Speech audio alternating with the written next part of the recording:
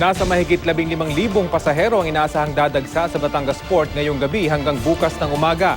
Sapat naman daw ang mga barkong masasakyan ayon sa Philippine Ports Authority. Live mula sa Batangas, may report si Jamie Santos. Jamie? Rafi, dahil nga ngayon lang natapos ang opisina ng ilan, ngayon pa lamang dumaragsa dito sa Batangas Port yung mga magsisiuwian sa probinsya para sa undas. 15,000 to 16,000 na pasahero ang inaasahang dadagsa dito sa Batangas Port ngayong gabi hanggang bukas ng umaga. Kaninang hapon, unti-unti nang nagdaratingan ng mga pasaherong mag-uundas sa probinsya.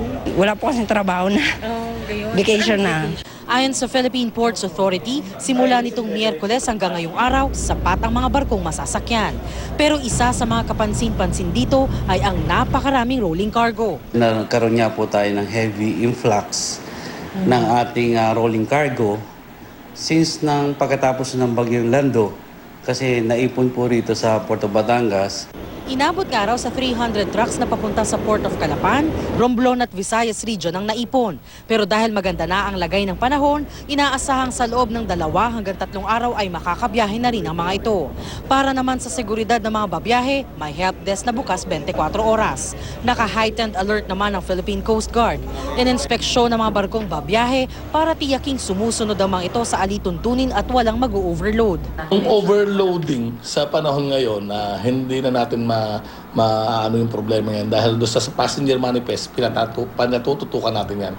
May mga tao tayong umiikot na 2 o 3 na nag-head counting, ang tawag natin doon na head counting, binibilang din yan. Mahigpit na ipinagbabawal ang pagdadala ng anumang flammable materials, patalim, paputok at iba pang maaaring makapinsala sa ibang sakay ng barko. Kahapon hanggang November 2, tuloy-tuloy ang ating pagbibigay ng proteksyon sa ating mga mamayan.